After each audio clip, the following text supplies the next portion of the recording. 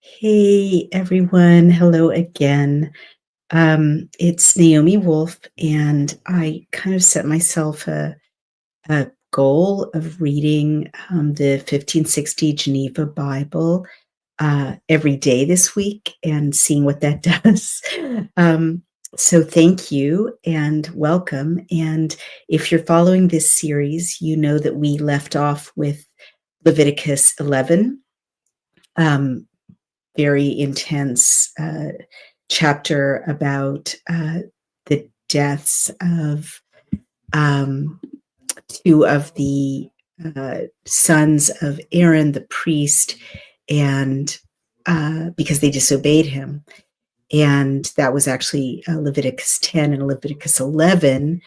Also quite challenging, as you know, was what God wants us to eat, basically, and the list of pure and impure foods. Animals that the animals that are pure, tahor, for us to eat, and the animals that are impure, tameh.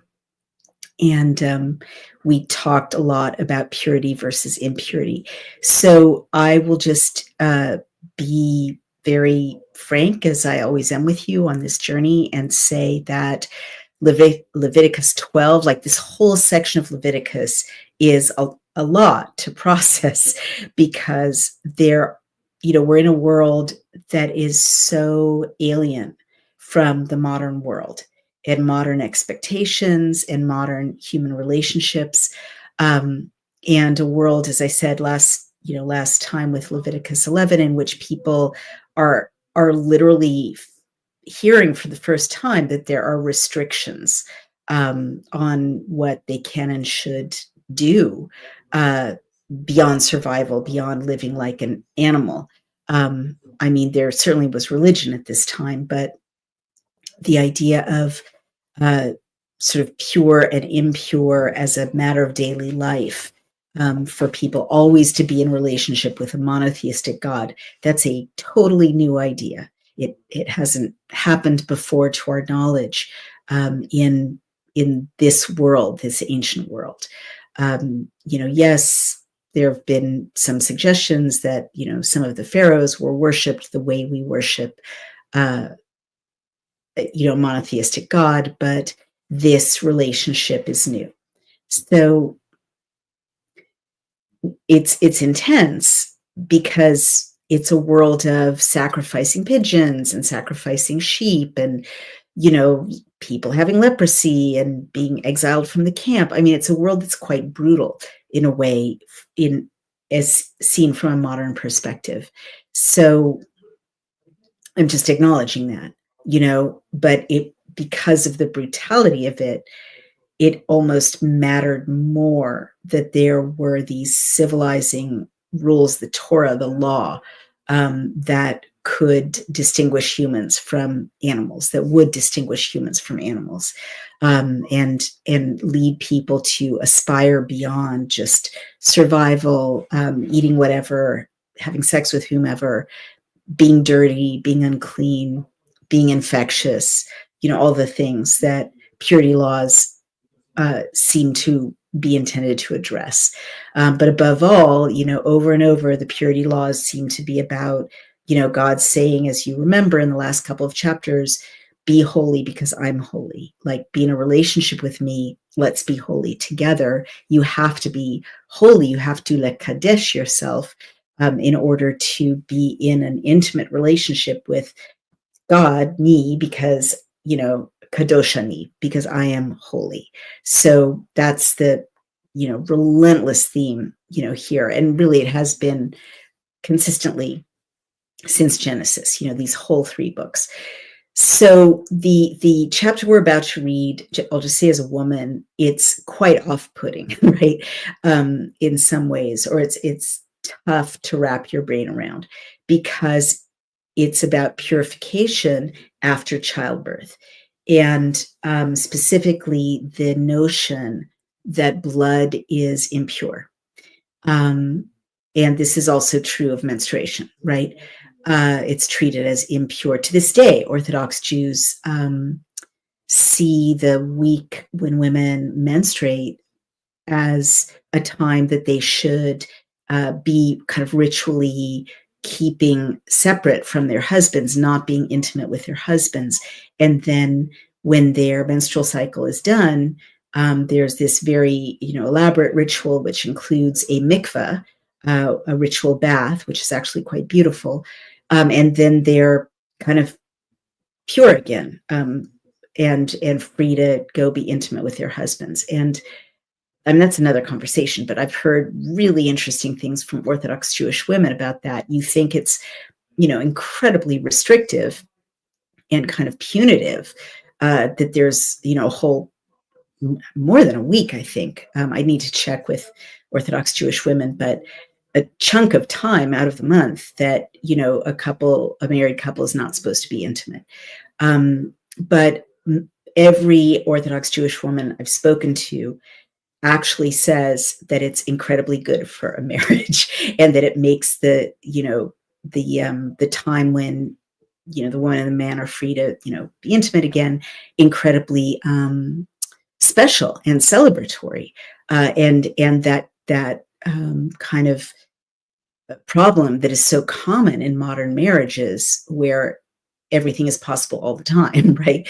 Of jadedness really is held at bay by this ritual. So maybe the rabbis or the leaders of the children of Israel were cleverer than one realizes with some of these restrictions, because paradoxically they have at least from what I've been told, the lived effect of really being good for families and good for marriage and good for sexuality and intimacy.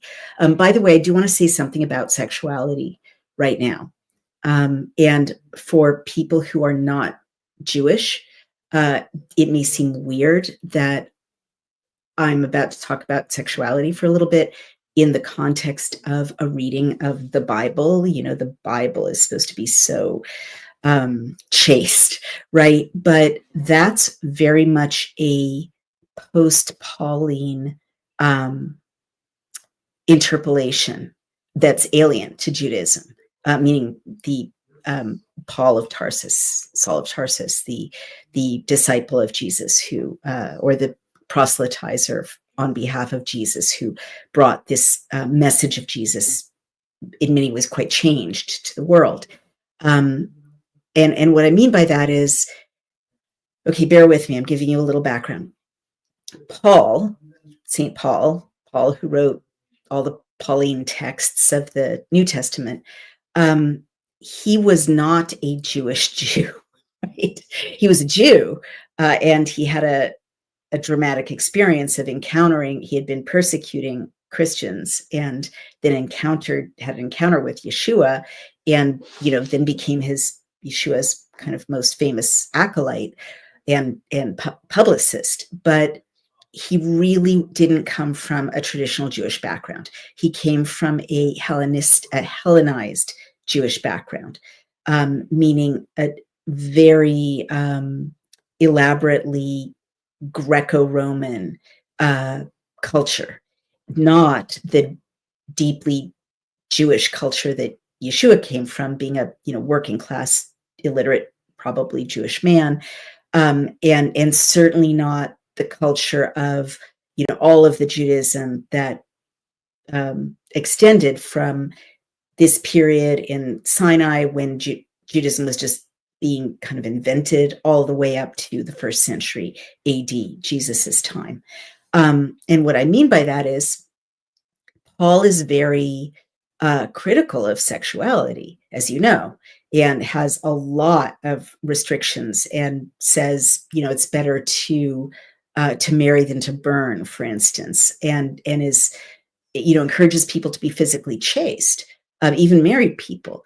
And this is a very Hellenistic, actually a Stoic philosophy. It is not Jewish. It is an overlay of Hellenism on his Jewish birth, right? It's culturally incredibly alien from Judaism. And so there's a very interesting thing that happened in history, which is Judaism continued to treat sexuality the way it does, which I'll tell you in a minute, and post-Pauline Christianity, especially, not to even mention the 4th century, saints and martyrs, and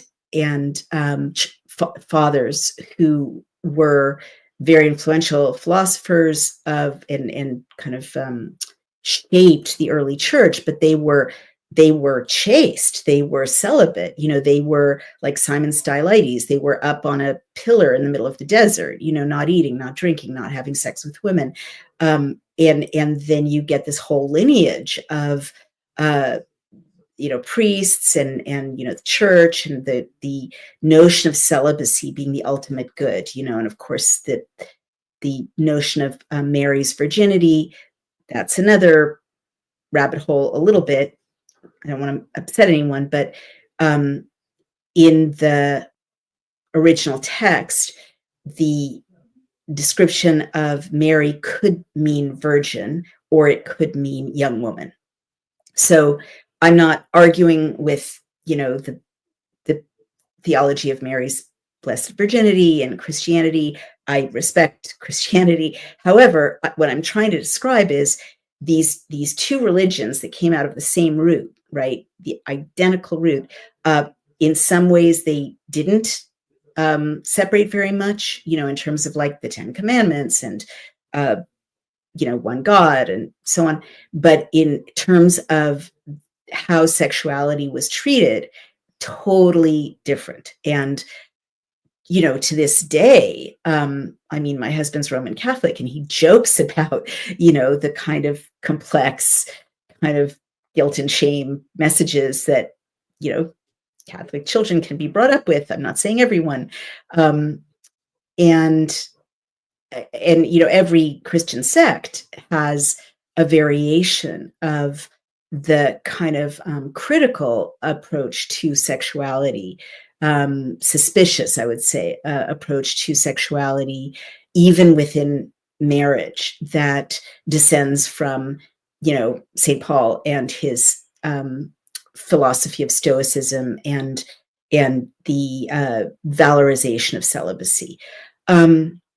No disrespect to Christianity, but I'm now going back to this early iteration of what would become Judaism, all the way through the millennia till Jesus's birth, and then the 2 millennia, after the destruction of the temple, right to this present day.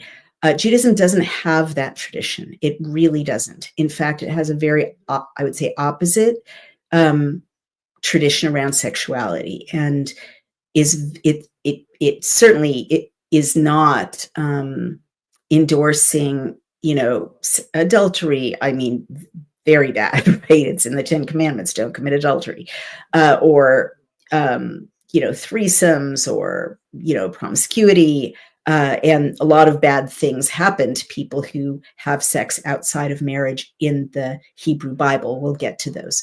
However, Judaism is very, very, very, very enthusiastic about sex within marriage, and sees it as a blessing and as a gateway to higher, intimacy with God, even, and as a metaphor for the union between masculine and feminine in the universe and in God's creation. And even there's a notion that there's a feminine aspect to God, Shekhinah, which is metaphorized sometimes with this metaphor of the sacred union of the couple. The Shabbat herself, the Sabbath, is represented as a bride, as I mentioned, and the joy of the coming of the Sabbath bride is, a metaphor for, intimacy, union, physical union, or physical union is a metaphor for the Sabbath. So it's very much thumbs up to sex within marriage in Judaism, all the way back to this desert people wandering around trying to figure out where they're going, listening to Moshe.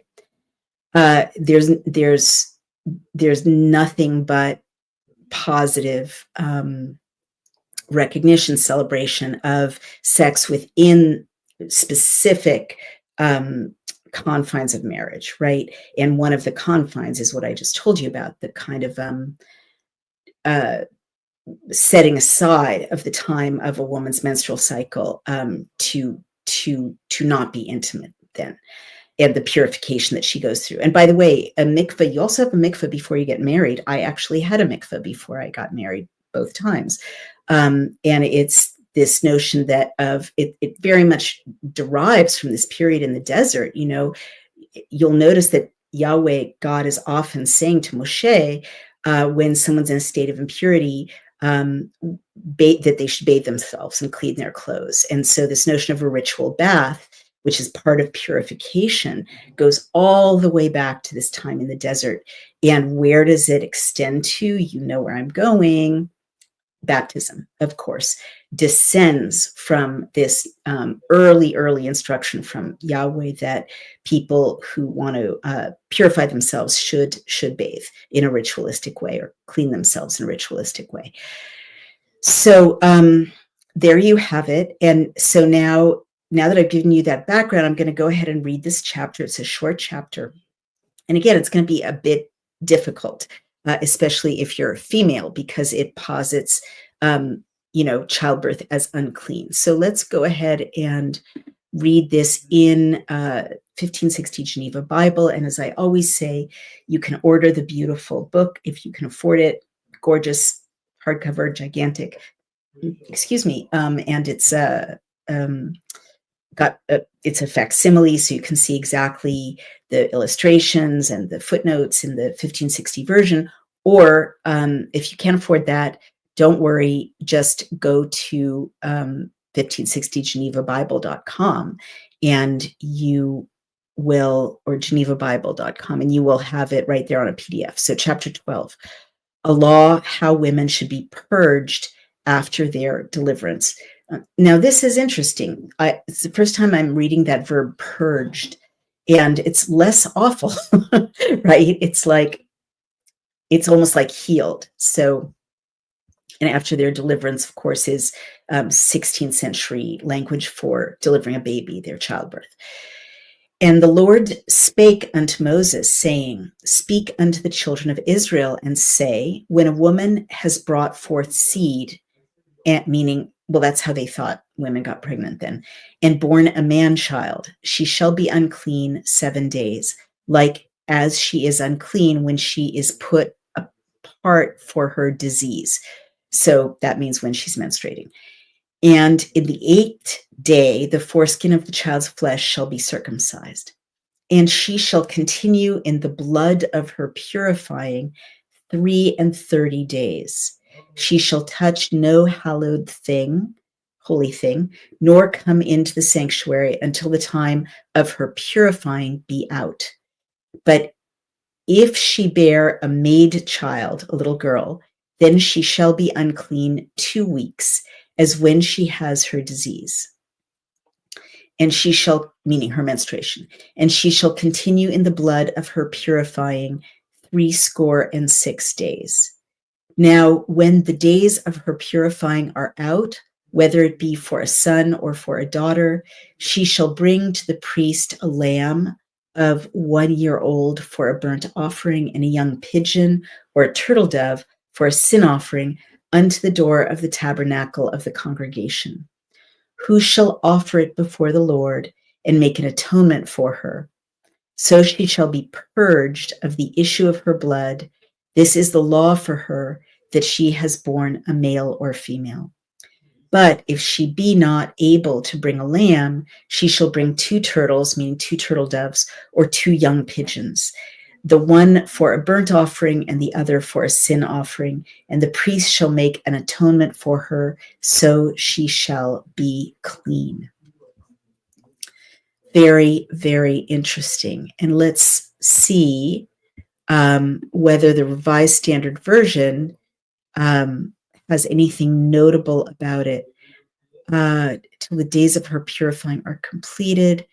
Well, this is interesting. It's much more graphic. But if she bears, this is line 5. If she bears a female child, then she shall be unclean 2 weeks as in her menstruation, and she shall continue in the blood of her purifying for 66 days. And otherwise it's quite similar. So let's now take a look at the Hebrew, as we always do in Chabad. And you can go to chabad.org and look at the Hebrew, which by now you probably speak. Vayidaber Adonai el Moshe lemor. And I'm sure you know what that means by now. And spoke God toward Moshe to say, Daber, and you remember that play always of Yedaber, Daber, speak, thing, right? Daber, speak, El Bnei Israel, toward the children of Israel, Lomar, to say, Isha ki tazria, a woman who, tazria, a zaroa is a seed, so it is a woman who seeds, like a verb, right? Now, it's translated as conceives. You do need to know that people didn't understand till like the Renaissance how babies were conceived. And for a while, they actually thought that women, emitted seeds that turn into babies, just like flower bulbs bloom into flowers, right? They didn't understand the role of men very clearly, or the role of semen, as being the agent of, seed, essentially. That happened later. Isha ki tazria, a woman who seeds, v'yalda zachar, and she gives birth to a male, v'tam'a shiv'at yamim, she'll be unclean. Remember that word tameh, 7 days. Yemei nidat dota, as in the days of her menstrual flow. Titma, she is unclean or impure. It's, honestly, it's good for me to read the Hebrew because it's really not unclean and clean. It's really pure and impure. So the state of impurity, I would say, is a lot more technical, and less like, ew, you're unclean, right? I mean, she's definitely impure, in a state of impurity, having given birth. Uvayom hashmini, and on the 8th day, yimol besar arlato, the flesh of his foreskin shall be circumcised. And that's where the tradition of circumcision comes from, which we still do it. And Christians do it, Jews do it. It's a huge part of the debate that will happen when Yeshua, appears on the earth, and his followers, especially in Paul's writing, debate being circumcised, because non-Jews didn't want to be circumcised, understandably enough, but they wanted to follow Yeshua. So it was very much a flashpoint. And in this early period, being circumcised was a very visible, visible in kind of war, in other contexts, a recognizable way that the children of Israel, the men of the children of Israel, were set apart from other men, right? There are other things they do that are different. And this is definitely a theme. God is saying to the children of Israel that there are a bunch of things he wants them to do to set them apart from all the people around them who are worshiping Baal and throwing their babies in the fire and, eating anything and having sex with anyone and having sex with slaves and, being kind of gross. So circumcision is one of those things that God asks for. And we still do it, right? It's fascinating. And it derives from this. And if you're circumcised, this chapter is, I think it's the first that, no. There was some in Exodus mention of circumcision, but this is, here are the details. On the 8th day, you're circumcised. Shloshim yom, and for 30 days, ushloshet, and 3 yamim, days, teshev bidmei tahara, she will really sit in the bloods of purity. So This is so interesting. I was always taught that this section was about impurity. The blood makes you impure, but here it's saying in the bloods of purity. Bechol kodesh lo tiga, in all that is holy, bechol kodesh lo tiga. You remember the word kodesh. In everything that is holy, she shouldn't touch. She mustn't touch. Ve'el hamikdash, and to the mikdash, the holy of holies, the tent of meeting, same root, kadosh mikdash, lo tavo, she's not to come, ad mlot yemei tehara, until the fullness of the days of her purification. In other words, until they've been completed. So in the original Hebrew, it's not about impurity; it's about purity. She's purifying herself. Ve'im nekeva, and if a female tiled, she gave birth to, the root is yeled, which is child or boy, but in this case, childbirth, right? Tiled. Vetam'a shvuim, she'll be unclean, right? You remember tameh. Shvu'ayim, 2 weeks. Shavua is a week. Ke nidata, like when she's menstruating. Veshishim yom vesheshet, and 60 days and 6 yamim.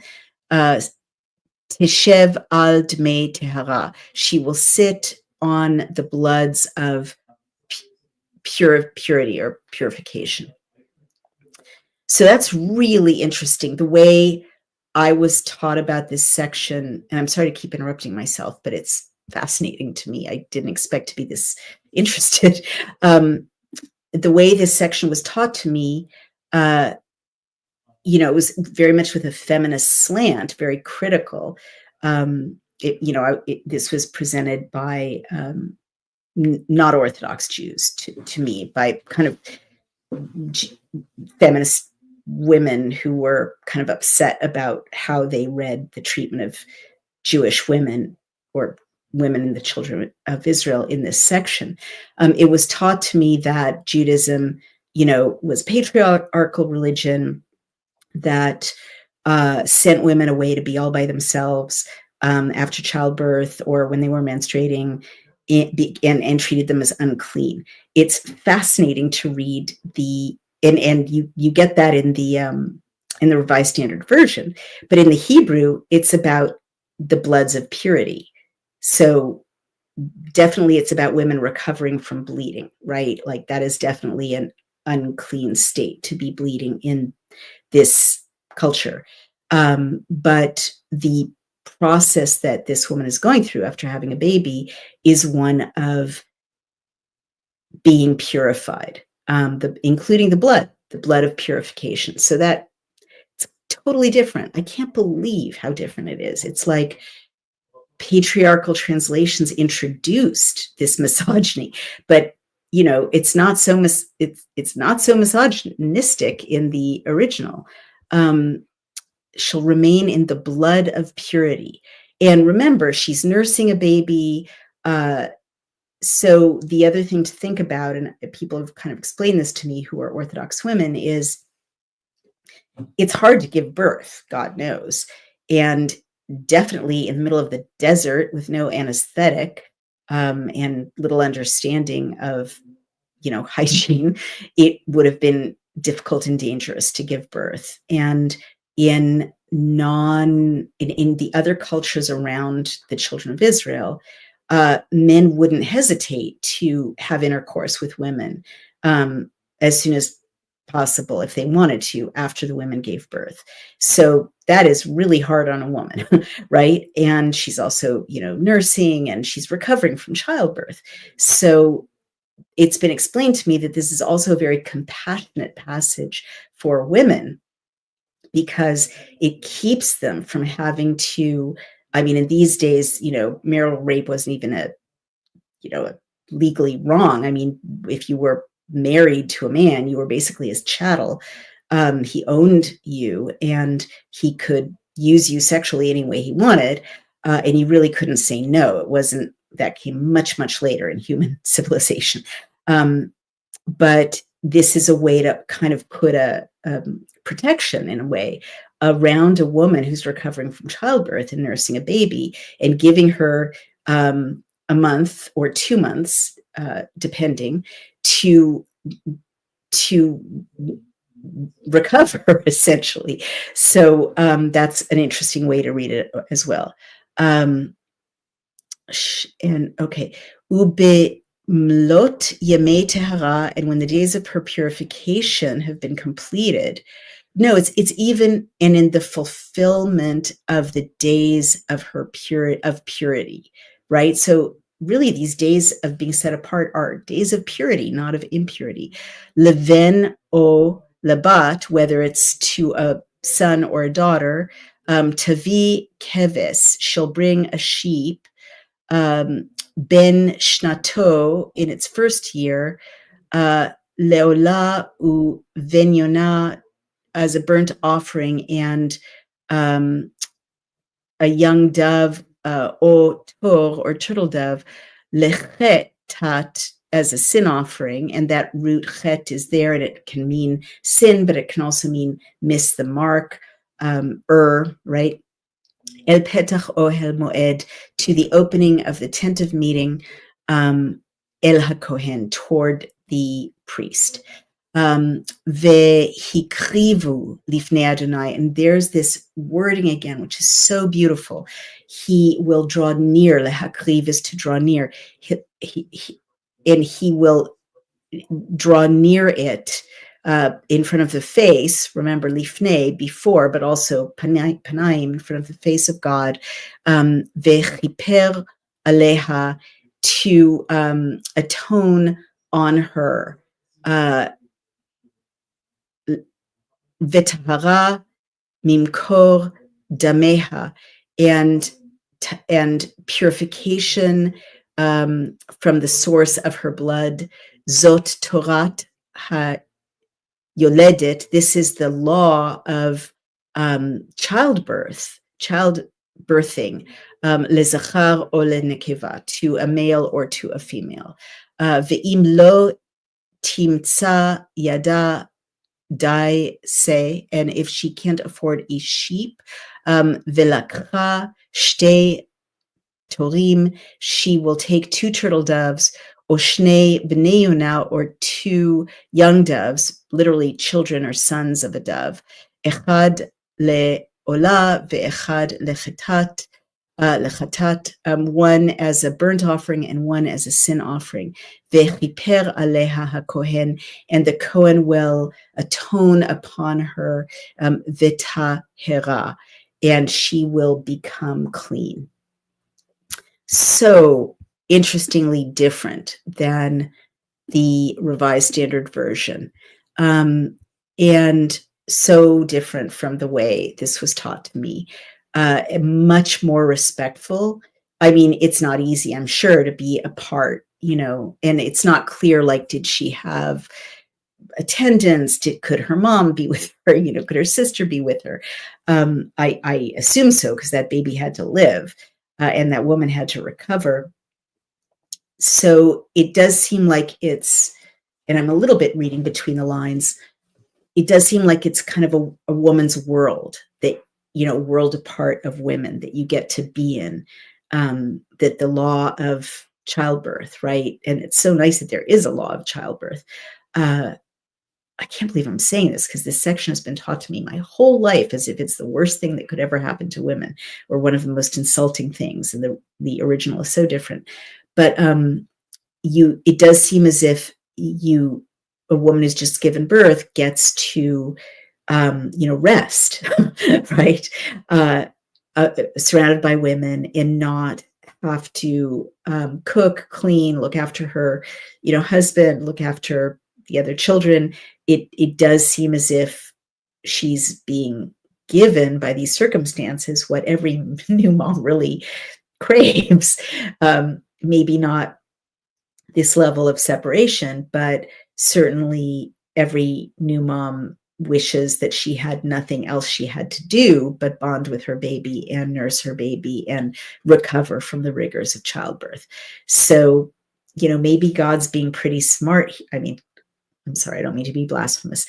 Maybe this is not a misogynist section, but a section that shows that God really understood women.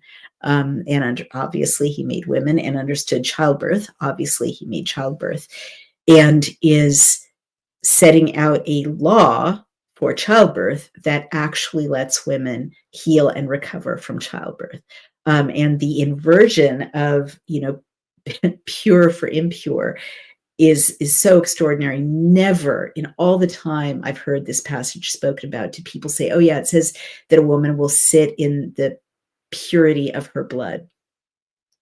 It literally never. It's all about impurity, the way it was described to me. And I kind of want to see the Revised Standard Version and see if that says pure or impure.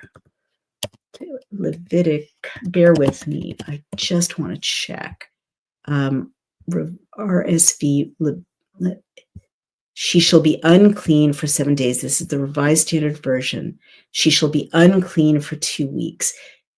And yeah, this is kind of awful. This says, she shall continue in the blood of her purifying. Whereas in the Hebrew, it's literally, shall continue in the dameh, in the bloods of her pureness. And those are different sensibilities. In the Revised Standard Version, she is impure, right? And make atonement for her, then she shall be clean from the flow of her blood. This is the law for her who bears a child, either male or female. It's a much more misogynist wording, in my view, in the Revised Standard Version, because, pardon me, this says this is the law for her who bears a child, like she's subject to a law. Whereas in the Hebrew, it says this is the law of childbirth. It's much more dignified.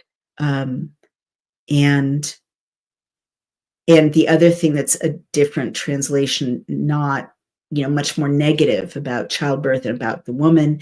This says at the end, line 8, and the priest shall make atonement for her, and she shall be clean, like she's committed a sin. Whereas in the Hebrew, it's he atones upon her. It's like he effects atonement on her. It's like the priest is kind of healing the separateness that she's been through. I'm not sure why it's atonement, but it's not like atoning on her, like ritualistically, is much more positive than Revised Standard Version, than atoning for her. The priest shall make atonement for her, is what it says in the Revised Standard Version. And so she shall be clean. And v'tehera, in the Hebrew, it's and she purifies. Whereas in the Revised Standard Version, it's and she shall become, and she shall be clean.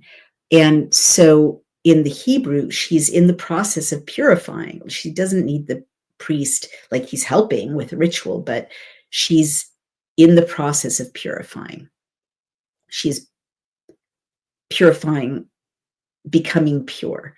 So I don't know if you can tell me in the comments if you can tell the quite different flavor of that.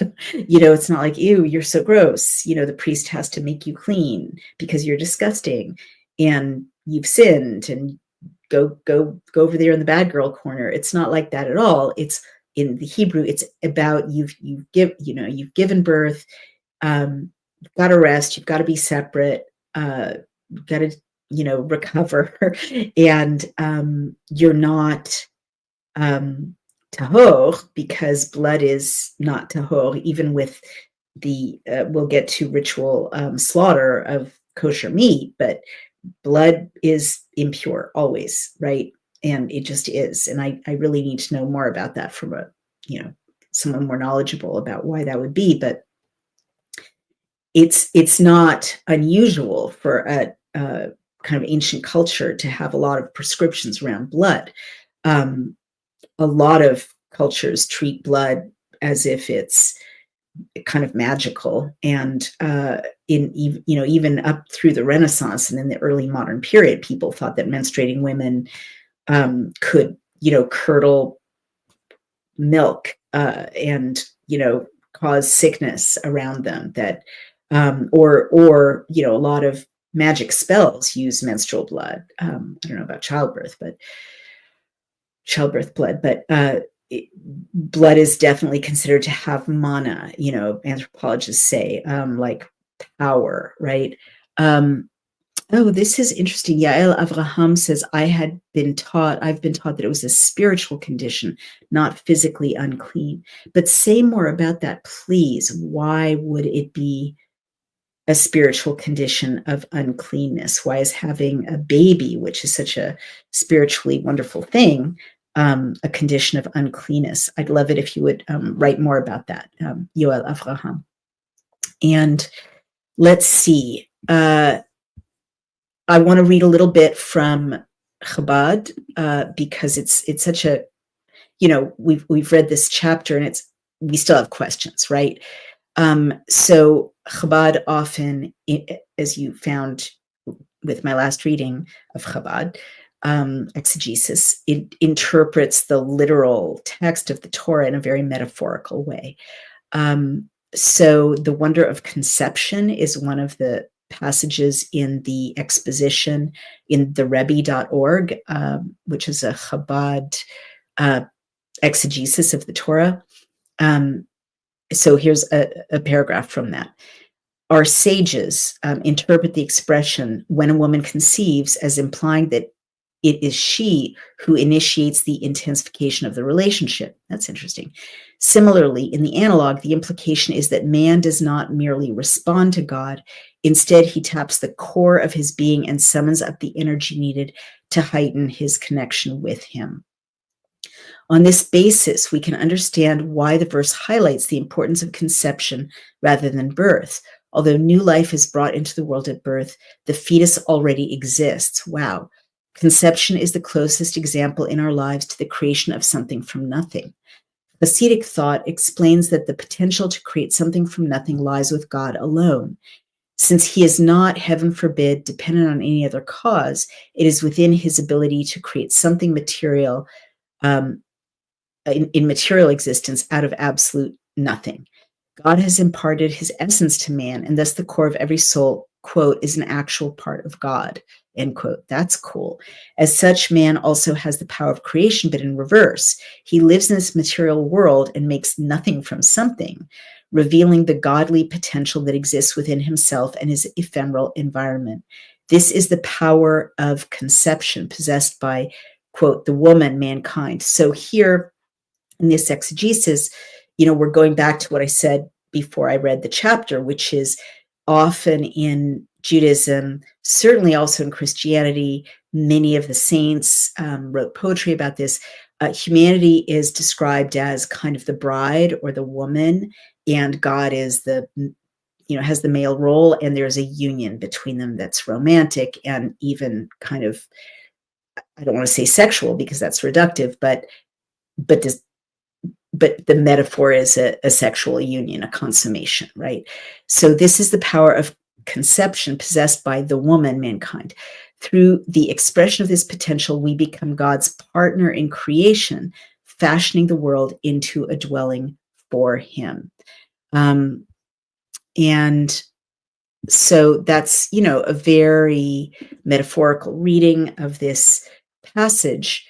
But it's basically really interesting to me as a woman and as a feminist critic, because basically Chabad is saying the role of the pregnant woman or the woman who's given birth is so important that all of humanity is like a woman who is, manifesting what God is bringing forth within humanity, the way a husband helps to bring forth what's within a pregnant woman.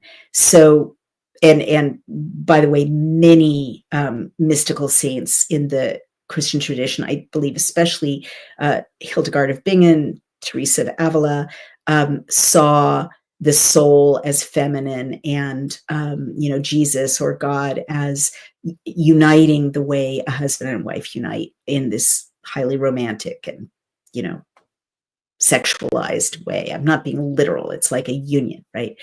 So Yoel Avraham, he did follow up. Thank you. Unclean is a horrible English translation. Thank you. We don't have an English word to accurately describe this spiritual state. Thank you. So the word is tameh, right? That's what we're talking about. And it's badly translated as unclean when he's right. He's totally right. It's about not being in a state of spiritual alignment, right? And that you have to go through kind of a ritual process or an initiation process in many of these chapters to be tahor, in a state of purity that is spiritual, where God can hang out with you. Is that closer? Is that closer to what you were saying, Mr. Avraham?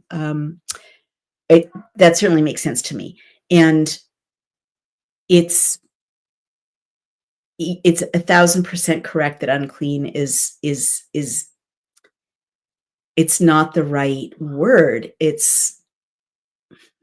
That's the best I can do. That it's tameh. It's like, remember when I said in Judaism there's and dating back to this period with the children of Israel in the desert, and I always stress that because Judaism hasn't been invented yet. Essentially, it's kind of coming into being in real time as we read. But remember I said there's this essential kind of DNA in Judaism, right? Descending from this time in the Torah, I should say, between Kodesh v'chol, right? Between that which is holy and that the everyday, the poorly translated as profane, the kind of ordinary, the not holy. And I told you it's kind of humanity's job, according to God, in these chapters, to learn how to make chol into kodesh, right? To sanctify, to purify. And this is not, again, I've talked about this, but it's so important in Christianity. No disrespect, but our Western tradition of Christianity, that's the priest's job, right? To elevate, to make sacred, to bless. But in Judaism, no, that is your job, right? And so I also think Yeshua was telling everyone, hey, it's your job to, let's go back to the Torah. It's your job to make things holy, to bring the kingdom of heaven. He was saying something very rooted in the Jewish tradition. So in that, keeping in mind that central DNA of Judaism is that division between, profane or ordinary and holy, and that our job is always to get closer to the holy, to do the holinessing, right? There's no verb in English to the holy making, right? Boy, there's so many missing verbs in English that exist in Hebrew. But by the same token, our job is to make pure, right? To letaher. And we are supposed to try to move away from the tameh, the not pure. I think not pure is better than unclean. I don't know if you agree with that, Yoel Avraham, but I just want to say that because that's what, if you keep that in mind, this chapter really does make sense, right? I don't know why childbirth is considered tameh. I really don't. I wish I did. And I would love if someone has some exegesis that can help explain it, please post it or send it to me. I'll need to find out more about that. But for whatever reason, and it could be just this very basic, ancient society blood taboo, right? Or very often primitive cultures or early, early cultures have a barrier around what are called liminal states. And a liminal state, like you're pregnant and then you have a baby, right? A liminal state is when you're crossing from one state to another. Or, you're alive and then you're dead, right? That's a liminal state. Or you're single and then you're married, right? That's a liminal state. These major changes in your condition. Well, what could be more of a liminal state than having, going from pregnant through the process of childbirth and then recovering from childbirth and having a baby? So it could be, that the separateness, the tame quality of childbirth and recovering from childbirth is, simply has to do with that. It's an altered state. It's a separate state. I literally need to find a feminist exegete to help me understand, or even a rabbi who will speak frankly to me about this, from the Orthodox tradition. But I will just leave it by saying, in the Hebrew, you're not unclean. You're in the state that's not pure, which is different. It's more like everyday, ordinary, not able to join in the sacred context at the Temple of Meeting, for reasons we don't have in this chapter.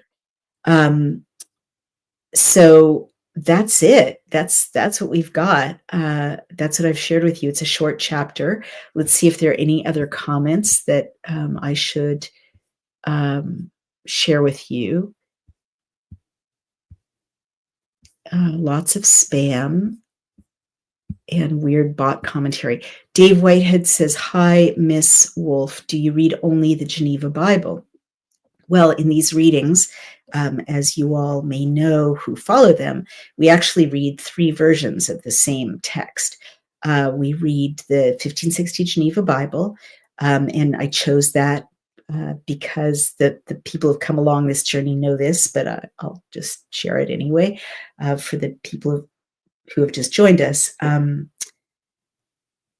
1560 Geneva Bible is a very accurate English translation, and it's also, it comes out of a tradition which is very much like, the tradition of the Torah, I would say, in which the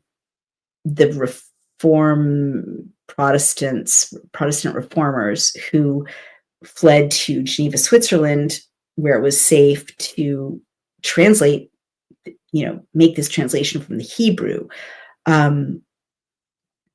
were driven by the wish to bring the word of God, the literal, actual word of God, the Torah, to everyone. As one of them famously said, he wanted to make it possible for any shepherd boy or plow boy to read the word of God. And so they translate it very accurately, but they also have very kind of down-to-earth commentary and footnotes. And so I mentioned that because it's the Puritans' Bible, it's Shakespeare's Bible. And because of this constant message they wanted to transmit, not to invent, it's there in the text, as you see, but to manifest in English, I think that drove the Puritans to be able to, leave England and go to a whole new continent and start a city on a hill and defy the greatest, colony, the greatest power on earth at that time, which is England, and so on. And it was Shakespeare's Bible. He wrote some of the greatest works in English that anyone's ever written, if not the greatest. And it was Jefferson's Bible, and Jefferson, helped to create the core philosophy of the United States of America. So I think when you read the Geneva Bible, which is so different from later English translations, which is why I read the Revised Standard Version as a contrast, right? You really see, wow, how are these people so brave and so confident and so imaginative? It's because in the Torah and in the Geneva Bible, God is, right next to them, and with them. And, I always think of that line I mention over and over when Moshe in Exodus is saying, God, don't choose me to engage in this act of leadership of getting people out of Egypt and out of slavery. Um, I'm not a good speaker, and God says, I made your mouth. Like, I'll never forget that, because that's it in a nutshell, right? Like, God's so close and so intimate. Come on, I made your mouth. I know who you are. So that's why I read the 1560 Geneva Bible. The other thing is it's translated from the Hebrew instead of other later Bibles, and even I think earlier Bibles that were translated from Greek and Latin. And as a result, the Geneva Bible has that flavor of Judaism and of the Hebrew, whereas the Greek and Latin derived translations into English go through the language of Hellenism and Stoicism and all the things that I described to you, which are not Jewish, right? They're very interesting. They're very valuable. They created, our Western tradition, but they're not Jewish. And in some ways, they're quite antithetical to Judaism, and specifically these themes of, very much more of a, humans are gross, humans are unclean. As I mentioned, sex is unclean.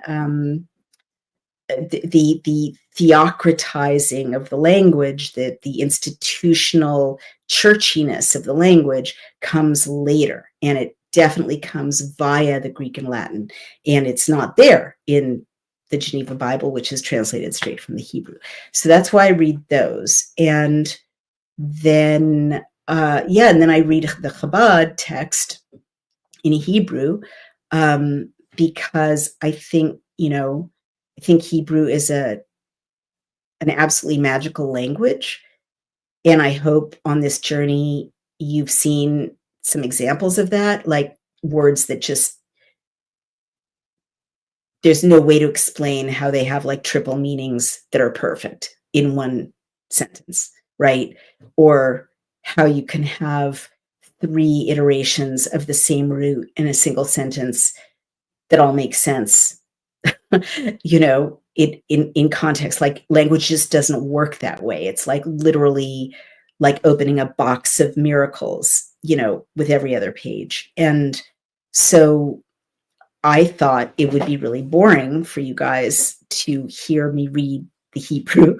But people are really, the feedback I'm getting is that, non-Hebrew speakers are really loving hearing the Hebrew, this very literal translation I give you of the Hebrew, because the Hebrew is beautiful, and because nothing explains the Bible, which was written in Hebrew, like reading it in Hebrew. So that's turning out to be kind of surprisingly welcome.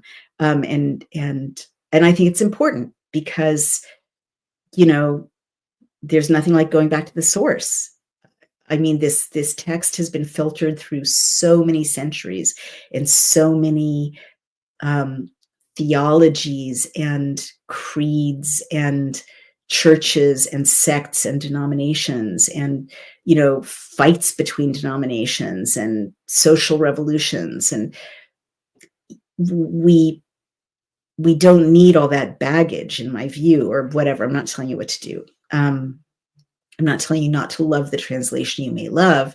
I'm just saying, for me, it's been completely life-changing to go back to the Hebrew, which I'd never read. I'd never read the Bible in Hebrew. I've never read all the way through the Hebrew Bible. This is a first for me. I've read sections, of course. I've read chunks. I've read, obviously all of Genesis and all of Exodus, but Leviticus is a different kettle of fish. I've never read all the way through it, and it's completely eye-opening. So we've come to the end of our time. Dave Whitehead says, "Are you a Christian?" I am not a Christian. I am a Jewish Jew. But, and this is maybe a subject for another time, I've been reading a lot about Yeshua, and those of you who follow my work may know that I actually had couple of inexplicable experiences with a being I identify as Yeshua. And got an email from a reader who said, I was going to end my subscription to your Substack because the spiritual stuff you're writing makes you sound like a crazy person. But, I took that leap. And the more I read about Yeshua and the historical context of Yeshua and the texts that were found at the Dead Sea Scrolls, the Messianic movement among Jews in the first century, the more aware I am of the Jewishness of Jesus. Let's just put it that way, and that a case can be made that he wasn't. I mean, most people who are scholars of the historical Jesus don't believe he thought he was starting a new religion. They believe that he was trying to get people to go back to the essence of the Torah, which is what we're reading. So I am Jewish, but I don't think it's a contradiction to, really love Yeshua and his message because he was Jewish and it was super Jewish. So we can have a discussion about that. And I'm not being disrespectful, but that's just the truth of the historical context. And so I do feel that when I'm bringing you all more, maybe a richer understanding of what Judaism is and says through the Torah, if you're a Christian, I hope it's bringing you closer to Jesus because this was his book, right? This was what he was preaching. And everyone he was speaking to, heard this book every Sabbath in synagogue. And many of the lessons he taught were based on, what's in this book. By the way, there's something I will mention, and then I will let you go to the rest of your evening. But did you notice 33? Judaism has sacred numbers, actually numerology, and the 33 days that a woman is supposed to be purifying herself after childbirth. There's another sacred number, which was the age that Yeshua was when he was crucified. I don't know if they have any connection, but I just did notice that because some numbers are considered especially sacred. In Judaism, 40 is another one. 7 is another one. We can talk about that another time. So thank you. We've come to the end of our time. Thank you for joining me. And if you like these readings, I ask you to support them by subscribing over on Outspoken on Substack. These videos take a lot of production and distribution and hosting. It takes a lot of resources. And if you can't afford that, no worries. Thank you for your interest. And I hope you have a wonderful night, and let's see what happens this week. I'm going to try to read a chapter every single day and see if that opens my eyes in some special way. Thank you. See you tomorrow night. Take care.